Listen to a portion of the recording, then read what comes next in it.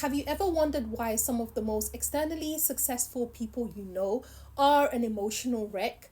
Well, today we are looking at the paradox of how narcissistic and critical parenting can create adults who achieve relentlessly but yet feel perpetually worthless.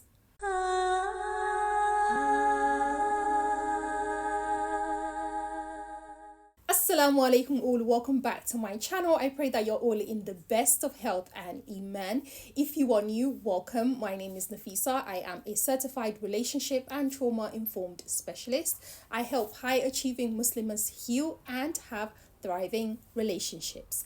So today we are going to be looking specifically at a branch of narcissistic parenting, and the branch that I really want to focus on today is focusing on critical parenting. Critical parenting is such a classic symptom of narcissistic parenting, and it has a vast impact on the children who grow up under these parents. This is really a lesson and a reminder for parents to be really careful in how we're raising our children. But most importantly, this is for the children, the adult children of narcissistic parents who are now suffering the impact of having grown up under a narcissistic or a critical parent. So if you find yourself to be one of these, hopefully today's video will be very, very useful. And towards the end, I have a tool that you can subscribe to that would, I believe, be of great help to you if you're trying to heal from this. So without further ado, let's jump straight into today's video. So let's start off by defining this pattern. Well, with narcissistic parents, it's known that the child is seen as an extension of them, in a sense that the child's role in the parents' eyes is to meet the parents' need. The child exists to regulate the parents' emotions, and the child is there to reflect the parents' image. All in all, in everyday language, what this looks like is the child is basically there to make the narcissistic parent look good in front of other people, to validate them. So whatever the parents is doing, the child is there to validate that whatever the parents is doing is correct. Whatever view of life they have is correct. They are there to be in line with whatever the parent says. Now, I know as a mother of two myself, we are trying to guide our children because we believe in our way of doing things. But regular, healthy parents who are not narcissistic understand and know that they are going to go wrong. And it's not just something they say by mouth. They know it exists, very much so. And so they give their children, or they try to instill a sense of autonomy in their children, to where their kids can think for themselves, feel for themselves, have their own opinions and their own view of life, right? A very classical example is allowing your child choose what they want to do, their path in life. You may have a business or you may have a career plan, and in your family tree, everybody's a doctor. But if your child doesn't want to become a doctor, they don't have to become a doctor. A narcissistic parent is like, oh, no. We are a family of doctors around here, and you're going to become a doctor whether you like it or not. A narcissistic parent is like, you are not going to embarrass me by telling me that you're not going to uni. You must go to uni. You must study this particular topic. You must believe in X, Y, and Z because I tell you to believe in X, Y, and Z. You don't have a say. You don't exist outside of me as a parent. That is what a narcissistic parent, the way that a narcissistic parent thinks. To a narcissistic parent, when the child does wrong, there is a level of, you have embarrassed and shamed me. A healthy parent, when a child does something wrong, looks at the behavior and says, this behavior is not appropriate. This is how I recommend you change that behavior so you can have better outcomes. And yes, we give our kids consequences, because sometimes that's how life works as well. We're trying to teach them how life actually works. But we're able to, healthy parents are able to, in a healthy way, separate themselves from their children once their kids reach a certain age, to say your behavior, what you choose to do, the outcome is your life. This is not a reflection of me as a parent. This is a choice you have chosen to make, but I will continue to guide you to the right path as a parent. A narcissistic parent couldn't even care less what your choices reflect about you, what you want out of life, what brings you happiness, what brings you joy. They couldn't care less about any of that. Their focus is how your decisions reflect upon them. So if you do X, Y, and Z, people are going to say X, Y, and Z about me as a parent. You make me look bad in front of other people. So when their kids behave badly, even from a very young age, instead of correcting that bad behavior and teaching the child that the behavior is incorrect, the narcissistic parent will say, you are a bad child and you are disgracing me in front of other people. Because it's, again, never really about the child. It's about how the child reflects who they are in front of other people. I'll tell you something, again, referencing the fact that I've now become a mom, there is so much that I'm learning. And one of the things that's becoming even more and more obvious to me now as a mom is the fact that my children are a blessing from Allah for me to guide them, but I don't have absolute say in how their life is going to go.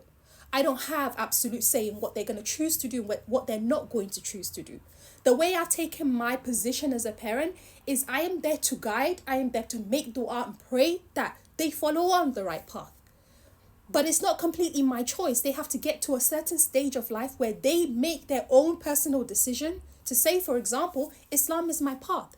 To say, for example, I love wearing hijab and I want to wear hijab. I may have a preference for the type of person I want her to marry, but I know that the fact that I've raised my kids in the West so far mean that they are going to be more open to possibly marrying other people from different cultures. And I have to have an open mind about those things. Because again, it's not just about me, my image on how I want things to look. I cannot force that journey upon my children as much as I want for them to be righteous people on the righteous path, as much as I want for them to be people who preach Islam and carry the religion of Allah forward. I cannot force that upon them. So for parents listening, we have to know where our boundary lies in terms of the level of control we have over our kids. We do not have an unlimited level of control over our kids, and it doesn't make us bad parents. The most important thing is when you have that time to guide your children, that you are doing your part. That is what Allah holds you accountable for. But these kids are not held to hostage on our image that we are forcefully trying to maintain. They shouldn't be held hostage, because when they are held hostage to that, again, what they learn is they are not important, they don't matter. And when kids begin to grow up feeling and thinking that they don't matter, a lot of them as children and as they're growing up, they become hypervigilant. One of the disadvantages that our community is doing to people who are living with narcissistic parents or who have been brought up with narcissistic Muslim parents is we're not talking enough to the parents themselves to say this behavior is not okay. That Allah gave this child to you as a trust does not mean you own this child. You don't own anybody. You don't even own yourself. This is another soul that Allah has entrusted you with as a parent. Some of us make our kids so nervous, they have to be super, super careful. So much so that what they have learned is that our love for them is conditional. Meaning what? Meaning if I'm not careful, mom will not love me anymore. If I'm not careful, dad will remove his love away from me. He will disown me. Therefore, I'm disposable. Therefore, I'm unimportant. Therefore, I'm unloved. When we begin to feel that way, we have unmet needs. So how does this type of upbringing show up as in adulthood? Well, you may find that women who have experienced this, or even men, will end up being workaholics. They can end up being perfectionists. They can end up being people who have a difficulty with receiving, especially women who go through this have a major issue with receiving. Another adult symptom of this could also be people pleasing, as well as hypervigilance, as I've mentioned before, and also high functioning individuals with anxiety or depression. Okay, so you're going to have people who are executives, people who are leaders in their field, in their industry, but yet again, at the same time, they suffer with depression. At the same time, they suffer with anxiety. In terms of relationship patterns, you will see patterns such as attraction to unavailable, or also attractions to critical partners. Yes, partners who are very similar to their parents. You may see various versions of self-sabotage, and this is a huge one. The self-sabotage, if this is you and you've experienced something like this, maybe take a pen and a paper and ask yourself the various ways that you've been self-sabotaging in your life. The fact that you've experienced what you've experienced as a child may have a huge link. And this is something that I explain more about and why in my program.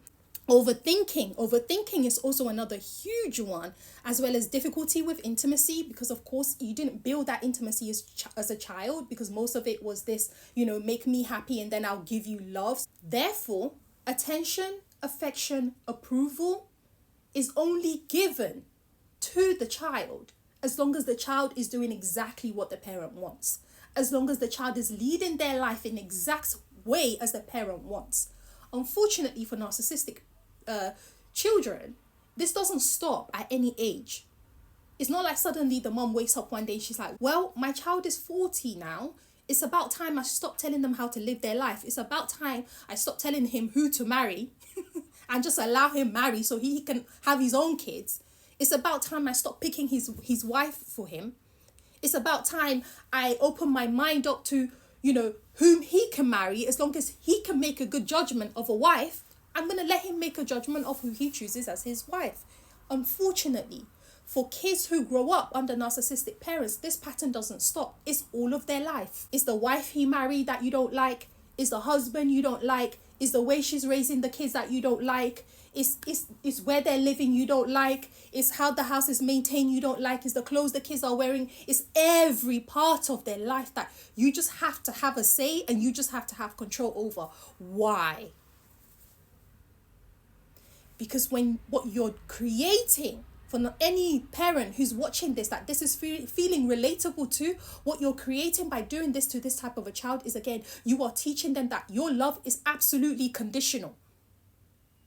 Absolutely conditional. And that love will only be given when they perform. And the day they decide to stop performing, that love is taken away. On top of this, the standard continues to shift without the child even knowing that the standard has shifted.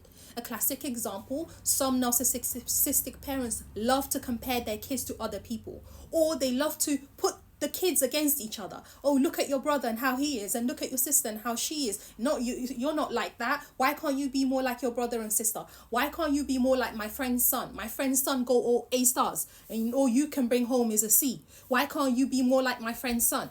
Constant comparison. So again, the child is continuing to learn that they are worthless. That if they don't perform, they don't get the love. To bring a balance to this is not to say that you don't encourage your kids when they don't do well at school. This is not to say clap for them every time they come home with a bad grade that you know they can do better. But there's a way to do it. And the way to do it is not by consistently comparing them to somebody else. It makes them feel less than. You bring down their self-esteem.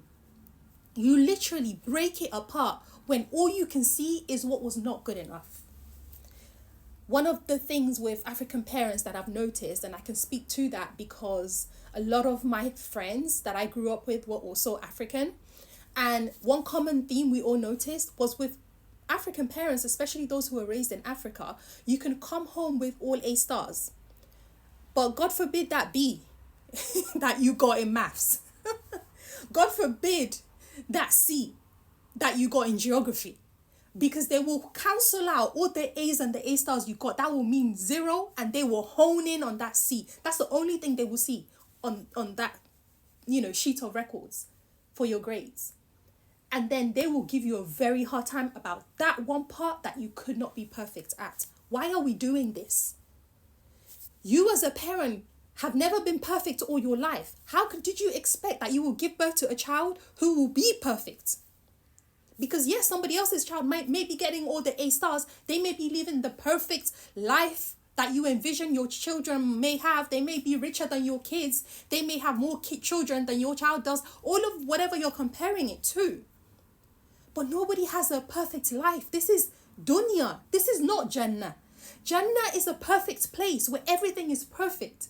The person you're comparing them to, what you don't know is that person also have their own flaws. Because again, nobody is perfect.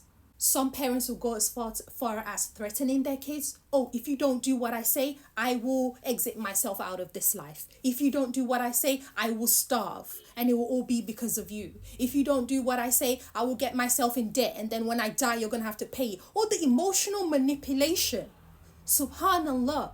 that narcissistic parents will go as far to hurt the child that they were meant to love. We're meant to love these kids, because what's missing here when we treat children like this is they begin to miss their foundational needs, become unmet. And when your foundational needs are unmet from a psychological perspective, so much in your life now is going to become a mess. So academically, you may perform. You may go and end up becoming that doctor, lawyer, massive business person, whatever it is that your parents are hoping you're going to become. You may academically, professionally exceed out of also trying to attain their love and approval and success. But emotionally, you end up being a wreck. And it didn't just happen overnight. It wasn't just that one incident. It had been happening since the time you were a child, even before you could speak. The level of comparison that people do with kids is shocking. Oh, your child is not crawling yet? I'm like, why are we stressed if my kid is not crawling yet? Nobody ever got stuck in the crawling phase. I said that to my sister-in-law. She was laughing so hard. No one ever got stuck in the crawling phase, so why are we stressed out? If a child gets to a certain age and they're not achieving certain things like developmentally, and there's a reason to actually look into that, then we'll look into that. Otherwise, why are we so stressed out? For nothing. And so we start mistreating our kids from a young age because of what other people will say, because of our image in public, and we want to be seen as this and we want to be seen as that. You don't have complete control, parents. And so for children who've suffered this, really what has happened is your emotional stability has been messed with. Your sense of confidence is affected. Your sense of self-esteem is affected. You are always nervous and always scared. This is one of the classic symptoms of children who grow up under narcissistic parents, is they have this level of anxiety that is so massive that relates to the narcissistic parent. So it could be maybe driving past their parents' house, and that is enough to literally make their body either go into the freeze response, or just complete collapse, mental collapse, or just extreme anxiety. You see them shaking, you see them worried, you see their heart rates going up. They are scared. They have become scared of their parents. Some of us think people being scared of us is respect. They're two different things. Respect and fear are two different things. People can outwardly respect you without internally respecting you if they are afraid of you. You can use fear for outward, quote unquote, respect. Meaning they'll do what you say, but internally, they don't believe in any of the things you're teaching them. They haven't internally accepted it. They're just doing it so that they don't have to face the consequences of it. This is for the high achieving woman who feels like she has to perform her way to be loved by a man. She's got to pay the bills herself. She's got to take care of everything. She's always got to be in charge just for her to receive love. She feels like she has to perform because that's all she's ever been doing all her life. No one has ever said, hey, I don't need you to do all of this for me to love you. I love you. I got you. That's so weird for them. They're like, huh? People don't just love like that internally. That's how they feel. They feel like people don't just love like that. You usually have to do something for someone to love. And their other partners like, I just love you. You can relax. You can chill. And for women who are struggling to do this kind of resting in your feminine, my femininity community will be very, very good for you. But for those of you who relate very much to the things I've been saying in this video, my Change Your Life program will, by Allah's permission, literally change your life. Because as I make this video, multiple women are in my mind, the women that I've helped to overcome this same issue we're talking about today. In terms of learning to relate in a healthy way as an adult child now to your narcissistic Muslim parents. How do we do it? So that we can have a balance of Islam, but we also get that relationship in a place where it's not so fractured anymore. Because the way the rest of society has been saying to deal with your narcissistic parents, it's just not going to fly for you as a Muslim. I'm just going to be honest with you. As someone who loved my parents, I honored them. I understand the value and importance of parents, but I also understand the damage that some of them can do when they are coming from a narcissistic angle But at the same time, you have to do everything with the fear of Allah. Because yes, your parents could be a test for you, but that doesn't mean that this relationship has to remain fractured for the rest of your life. So if you would like help, as I've been able to help other sisters, wallahi, one of the sisters I'm so proud of at her young age, the work and effort she put in when she did that one-to-one program with me, and where she is now with her mom, alhamdulillah, is all that I can say. Because a lot of the time, these parents are following patterns of what they also saw. But we can't let that be an excuse for it to continue impacting people's lives. So if you would like to really work on your relationship with your parents, maybe you've suffered narcissistic abuse, maybe you've suffered from critical parenting, and you know the impact it's having on you is affecting you till this day. Some of you are watching this video now and tears are rolling down your eyes because I've said something that has really hit the nerve, and you know you've experienced it. You know how much it has affected you and continues to affect you. That continual search for love, that continual feeling of not being good enough. You've achieved all the outwardly success, but yet you are extremely self-critical of yourself. Sometimes you think in a balanced way, then you question if you're right. Because you've always been raised to always feel like you're wrong. You're always feeling like you're not enough. Always trying to be a perfectionist. Always having to get things right. You know, it seems like a good thing, but you know how much it is actually affecting your life now. So yeah, your achievement may provide a temporary feeling of self-worth, but really deep down inside, you know you don't really feel like much. Really deep down inside, the wound is still there. It's still very painful. And if you're wondering, can I even heal this? Like, can I get better? I don't know how to deal with my parents. A lot of us have maintained our childhood dynamic of dealing with our parents. We never went through a phase where that dynamic shifted into how we're supposed to be dealing with our parents as adults. Some of us are still stuck as the child within.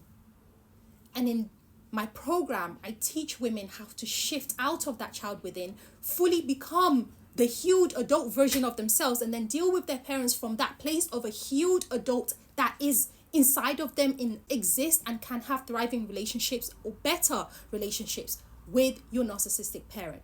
So if this is something you definitely want to work on, I would highly recommend that you click the link in the description box down below for a free email series. It's a 5-day email series that I put together with some tips on how you can begin to heal from this, okay? So I hope this is really helpful. If you want me to do a part 2 of this video, maybe discuss a certain aspect, please let me know, and I'll be more than happy to do that for you ladies. May Allah make it easy for all of those who are going through this all across the world. Ameen. Jazakallah khair for watching this video. If you've enjoyed it, please make sure you give it a thumbs up, and I will speak to you in my next video, inshallah. Assalamu alaikum wa rahmatullahi wa barakatuh.